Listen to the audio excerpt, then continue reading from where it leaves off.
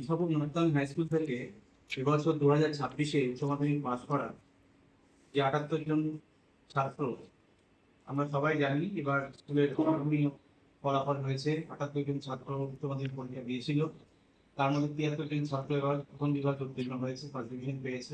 তো এই 78 জনের মধ্যে যে 12 জন ছাত্র এবছর উচ্চ মাধ্যমিকে 400-র উপরে মার্কস, অর্থাৎ 80%-এর উপর মার্কস পেয়েছে, তাদেরকে আজকে আমরা স্কুলে ডেকেছি স্কুলের পক্ষ থেকে, এবং তাদের এই রেজাল্টের জন্য তাদের কি মতামত, স্কুলের রেজাল্টের জন্য তাদের কি মতামত, তারা কী মতামত পোষণ করে, রেজাল্ট কেন হলো, কীভাবে হলো, সেই বিষয়ে আমরা তাদের সাথে একটু আলোচনাকে সেরে নেব।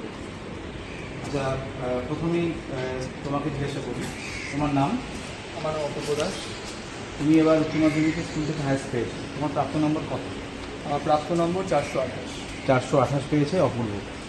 আচ্ছা অপূর্ব, উচ্চ মাধ্যমিকে যে এবার অভাবনীয় রেজাল্ট হলো স্কুল থেকে, শরণার্থী কাল থেকে উচ্চ মাধ্যমিকে ইছাপুর নর্থন হাই স্কুলের এই রেজাল্ট সত্যিই খুব গর্বের বিষয়। অনেক দিন পরে এরকম একটা রেজাল্ট হলো। 78 জন ছাত্রের মধ্যে 73 জন ফার্স্ট ডিভিশন। গতবারও স্কুলের রেজাল্ট আমরা দেখছিলাম, গত বছর 60 জন পরীক্ষা দিয়েছিল, 60 জনই পাস করেছিল, কিন্তু তার মধ্যে 22 জন ফার্স্ট ডিভিশন পেয়েছিল, কিন্তু এবার 78 জনে 73 জন ফার্স্ট ডিভিশন। এই বিষয়টা কীভাবে তুমি দেখছো, কীভাবে এটা হলো বলে তোমার মনে হয়? এটা অবশ্যই স্কুলের জন্য একটা অভাবনীয় ব্যাপার। স্টুডেন্টরা তো এর পাশাপাশি অনেক খেটেছেই পড়াশোনার জন্য, টিচারদের একটা বড় অবদান, কারণ তারা প্র্যাকটিক্যাল প্রজেক্ট সব কিছু ব্যাপারে নাম্বার দিতে কার্পণ্য করে, এরা চেষ্টা করছে সাধ্যমতো নাম্বার দিতে। আর পাশাপাশি প্লাম্বিংয়ের মতো একটা ভোকেশনাল সাবজেক্টকে স্কুলে ইনক্লুড করার জন্য হেড স্যারকে একটা বড় ধন্যবাদ জানাই, যার কারণে স্টুডেন্টদের এই পাস করার হার আগের থেকে অনেক বেড়ে গেছে। সেই কারণে আমাদের স্কুলের যে এতজন ছাত্র ফার্স্ট ডিভিশন পেয়েছে তার মূল কারণ এটাই। আচ্ছা, তোমাদের মধ্যে প্লাম্বিং কার্ড ছিল একজন, বলো। আচ্ছা অংশুল, তোমার প্লাম্বিং ছিল, তুমি প্লাম্বিংয়ে কত পেয়েছো? 100-তে 94 পেয়েছো প্লাম্বিংয়ে।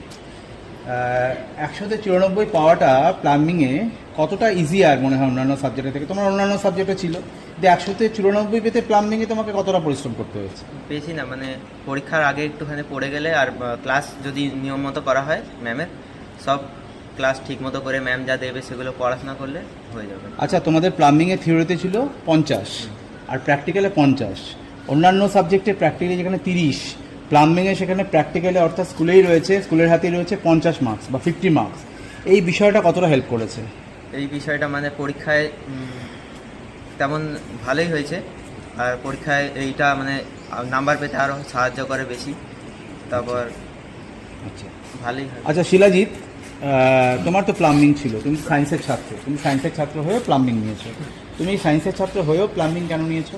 হ্যাঁ, আমার একটু চাপটা কমানোর জন্য নিয়েছিলাম, আর এখন এআই এর জন্য যা হচ্ছে, নর্মাল টেকনিক্যাল ফিল্ডে তো জব চলেই যাচ্ছে, প্লাম্বিংয়েরটা আমার সুবিধা হবে। আচ্ছা, প্লাম্বিং তোমাকে এত ভালো মার্কস, তুমি কত পেয়েছো টোটাল? 95 প্লাম্বিংয়ে। আর টোটাল পেয়েছি 415। 415 পেয়েছো, 415 পেয়েছো। তোমার এই 415 পাওয়ার পেছনে কি প্লাম্বিংয়ের একটা বড় অবদান রয়েছে বলে তোমার মনে হয়? হ্যাঁ স্যার। আচ্ছা, প্লাম্বিংয়ে কি প্র্যাকটিক্যালের মার্কসটা 50, অন্যান্য সাবজেক্টে যেখানে 30, সেই ক্ষেত্রটা প্লাম্বিংটা তোমাকে কতটা উপকার করেছে? প্লাম্বিংটা অনেকটাই উপকার করেছে, মানে প্লাম্বিংয়ে 50, টোটাল মার্কসের তাও 10%, তার মধ্যে থেকে অনেকটাই পেয়ে গেছি আমি, আর 45-40 পেয়ে গেছি। আর প্লাম্বিংয়ের মার্কটা আমার অনেকটা প্লাম্বিংয়ে তুমি 95 পেয়েছো, 95, তাই তো? হ্যাঁ। এই 95 প্লাম্বিংয়ে পাওয়ার পিছনে স্কুলের কতটা অবদান তোমার মনে হয়? স্যার, স্কুলের অবদান প্রচুর, এবং সবার চেয়ে বেশি অবদান রয়েছে স্কুলের ম্যামের। ইসি ম্যাম আমাদের প্রচুর সাহায্য করেছে, প্লাম্বিংয়ের ম্যাম। আচ্ছা, প্রচুর সাহায্য করেছে আমাদের নাম্বারটা পেতে। ক্লাসে যা করিয়েছে তাই করলেই বেশিরভাগই কমন চলে এসেছে। আচ্ছা শিলাজিৎ, তুমি তো এটা হয়তো জানো যে এতদ অঞ্চলে যতগুলি স্কুল রয়েছে তার মধ্যে একমাত্র ইছাপুর নর্থন হাই স্কুলেই প্লাম্বিংয়ের মতো একটি ভোকেশনাল সাবজেক্ট রয়েছে। ভোকেশনাল সাবজেক্ট হিসেবে প্লাম্বিং আগামী দিনে কতটা সার্টিফাইড একজন প্লাম্বিংয়ের ছাত্রের জন্য কতটা সাহায্য করবে তুমি নিশ্চয়ই জানো, এগুলো জেনেই ভর্তি হয়েছো। তোমার কি মনে হয় যে প্লাম্বিংটা নিয়ে ভবিষ্যতে প্লাম্বিং তোমাকে কতটা সাহায্য করতে পারে? প্লাম্বিং আমাকে মিউনিসিপ্যালিটি এবং সরকারি লেভেলে প্লাম্বার জব দিতে পারে। আর তাছাড়াও আমি বিদেশে গিয়ে, যেমন ইউএস আমেরিকাতে, ওখানেও প্লাম্বারের জবের স্যালারি ভালোই রয়েছে। দুবাই বলো, অন্যান্য স্টেট বলো, আমাদের স্টেটেও যে হাই রাইজেসগুলো রয়েছে সেখানে সবই হচ্ছে নন সার্টিফাইড প্লাম্বার। সেখানে তুমি একজন সার্টিফাইড একজন প্লাম্বিংয়ের কোর্স করা ছাত্র, সুতরাং তোমার আন্ডারে বা তোমার হয়ে প্রচুর প্লাম্বার সেখানে কাজ করবে, কারণ তারা কেউ সার্টিফাইড নয়, তুমি কিন্তু সার্টিফাইড।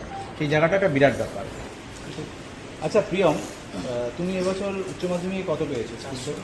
404। এক্ষেত্রে স্কুলের কতটা অবদান রয়েছে বলে তোমার মনে হয়? স্কুলের তো প্রচুর অবদান রয়েছে, কারণ ম্যামরা তো এমনিতেও ক্লাসের পর অনেক কমন দিয়েছে অনেক সাবজেক্টে। তারপর হচ্ছে গিয়ে প্র্যাকটিক্যালের নাম্বার, প্র্যাকটিক্যালের স্যাররা প্র্যাকটিক্যাল যেমন করেছে সেই তুলনায় অনেক ভালো নাম্বার দিয়েছে। তারপর হচ্ছে প্রজেক্টের নাম্বার, প্রজেক্টে তো সব মার্কস 20-তে 20 সব কিছুতে স্কুল থেকে দিয়েছে। তা 20-তে 20 পেলে তো বেশি নাম্বার। আচ্ছা, এর বেশি কি কিছু প্রজেক্ট বা প্র্যাকটিক্যাল স্কুল থেকে এক্সপেক্ট করেছিলে বা আশা হ্যাঁ, আমি করেছিলে? ভেবেছিলাম যে স্কুল থেকে 20-তে 25 দেবে, কিন্তু সেটা হলো না। ভেরি ফানি, খুব ভালো সূর্য। স্কুল যতটা সম্ভব হ্যাঁ, সাহায্য করা স্কুলের তোমাদেরকে স্কুল করেছে। পুরো পরিপূর্ণ সাহায্য করেছে। স্কুল পরিপূর্ণ সাহায্য করেছে। ক্রিস, তোমারও কি একই মত এই বিষয়ে? স্কুলের বিষয়ে কি মত তোমার? স্কুল তোমাকে কিভাবে সাহায্য করেছে? স্কুল স্যার আমাকে সব বিষয়ে তোমাদের ক্লাস কেমন হতো? ফিজিক্স বলো, কেমিস্ট্রি বলো, বায়োলজি বলো, বা অন্যান্য যে তোমার সায়েন্সের সাবজেক্টগুলো রয়েছে, সেখানে ক্লাস কীরকম হতো? প্রত্যেকটা ক্ষেত্রেই ক্লাস খুব ভালো হতো এবং স্যাররা আমাদের খুবই কনসেপচুয়ালি বোঝাতো প্রত্যেকটা বিষয়। এছাড়াও ল্যাবে আমাদের যে প্রত্যেকটা জিনিস স্যাররা হাতে ধরে আগে আমাদের শেখাতো, তারপর আমরা নিজেরা করতাম, ফলে আমাদের খুবই সুবিধা হতো ল্যাবে এবং সাবজেক্ট ওয়াইজ প্রত্যেকটা ক্লাসেও খুব সুবিধা হতো। তুমি এবছরে মাধ্যমিক পরীক্ষা দেওয়া, আমাদের স্কুল থেকে মাধ্যমিক পরীক্ষা দেওয়া ছাত্রদের উদ্দেশ্যে, এবং এটা আগে বলো, তারপরে আমি বলবো উচ্চ মাধ্যমিক সামনে বা পরীক্ষা দেওয়া ছাত্রদের উদ্দেশ্যে তুমি কী বল? মাধ্যমিক পরীক্ষা দেওয়া ছাত্রদের উদ্দেশ্যে এখানে ভর্তি হওয়ার উদ্দেশ্যে তুমি কী বলবো? হ্যাঁ, এখানে অবশ্যই বুঝতে হবে, এখানে স্যাররা খুব আমাদের ভালোভাবে প্র্যাকটিক্যালি প্রজেক্টে নম্বর দিয়ে থাকে, তারপর স্যারেরা খুব ভালোভাবে বুঝিয়ে থাকে, এটা অবশ্যই পরীক্ষার ক্ষেত্রে সাহায্য করে।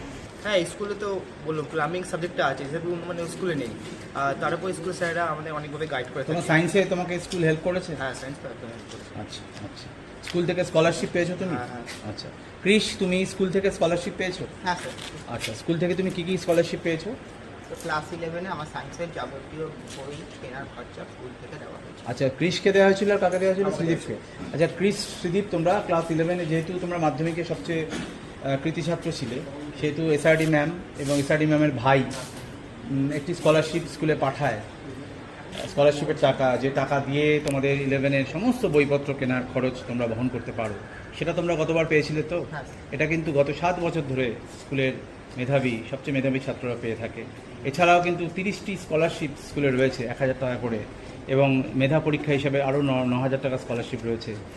এগুলো কি ইছাপুর নর্থন হাই স্কুলের একটা আলাদা ইউএসপি বলে তোমার মনে হয়? আচ্ছা আচ্ছা, সৌম্যজিৎ, সামনের বছর যারা 2027-এ যারা আমাদের এই বিদ্যালয় থেকে উচ্চ মাধ্যমিক পরীক্ষায় বসতে চলেছে, তাদের উদ্দেশ্যে একজন কৃতি ছাত্র হিসাবে, বছর একজন কৃতি ছাত্র হিসাবে তুমি কী বলবে? একটা কথা বলবো যে বছরের প্রথম থেকে সিরিয়াসলি করতে হবে এবং কনসিস্টেন্সিটা মেনটেন করতে হবে। এটা এমন না যে সবসময় বেশিক্ষণ করতে হবে, একটা রেগুলার টাইমে মেনটেন করতে, তা না, কিন্তু রোজ করতে হবে, রোজ করে, এবং সেটা কম যতক্ষণই হোক, কিন্তু প্রত্যেক দিন করতে হবে এবং সিরিয়াসলি করতে তুমি হবে। বলছো রেগুলারলি। স্কুল তোমাকে কতটা সাহায্য করেছে এই ভালো রেজাল্ট করতে?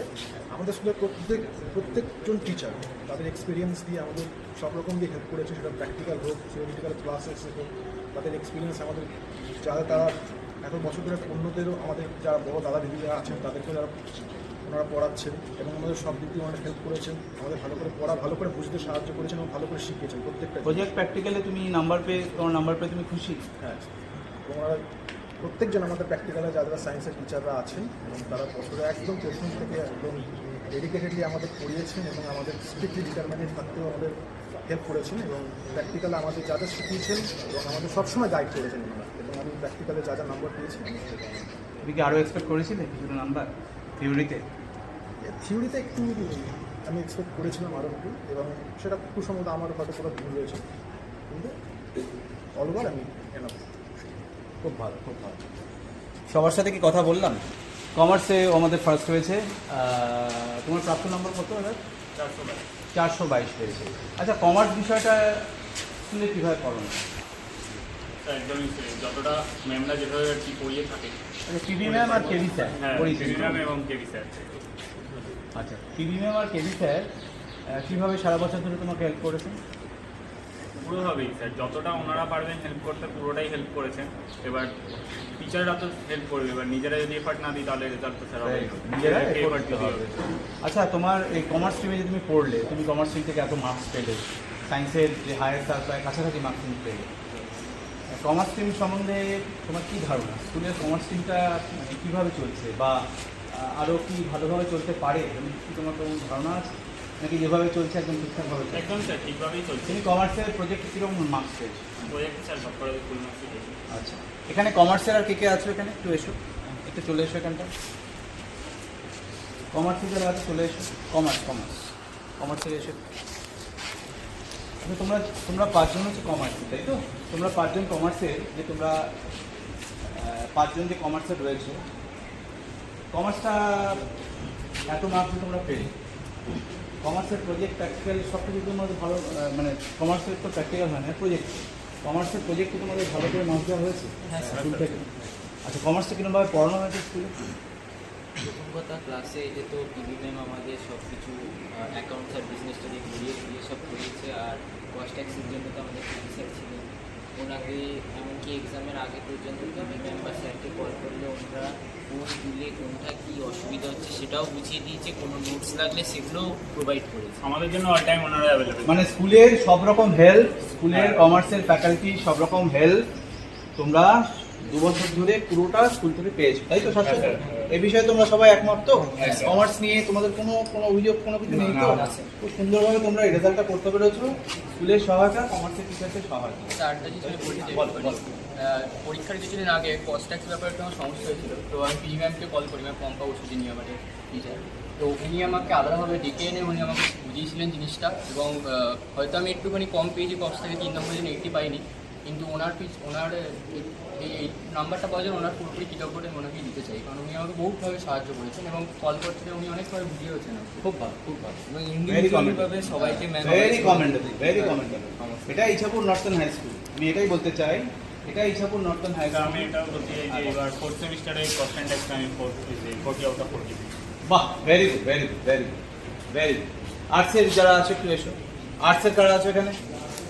আর্টসের কারা আছে? কিন্তু আর্টস থেকে আমাদের প্রীতি, আমি আর্টসের বিষয়ে একটু জিজ্ঞাসা করছি। তোমাদের আর্টসের স্কুল থেকে যে তোমাদের তো প্র্যাকটিক্যাল সাবজেক্ট নিশ্চয়ই ছিল, তোমাদের প্রজেক্টের সাবজেক্টও ছিল, প্রজেক্ট এবং প্র্যাকটিক্যাল স্কুল থেকে কিরকম মার্কস দেওয়া হয়েছে? সবকটাতে পুরো নাম্বার দেওয়া হয়েছে, জিওগ্রাফিতে 30-এ 30 দেওয়া হয়েছে এবং ইকোনমিক্সেও 2-তে 2 দেওয়া তোমরা যেরকমভাবে প্রজেক্ট প্র্যাকটিক্যাল করেছিলে সেই মার্কস তোমরা পেয়েছো, ফুল মার্ক। স্কুল কোনোভাবে তোমাদেরকে বঞ্চিত করেনি, তাই তো? এটা পেয়ে তোমরা খুশি? হ্যাঁ স্যার, একদম। আচ্ছা, আর থিওরি ক্লাস নিয়ে তোমরা কি বলবে আর্টসে?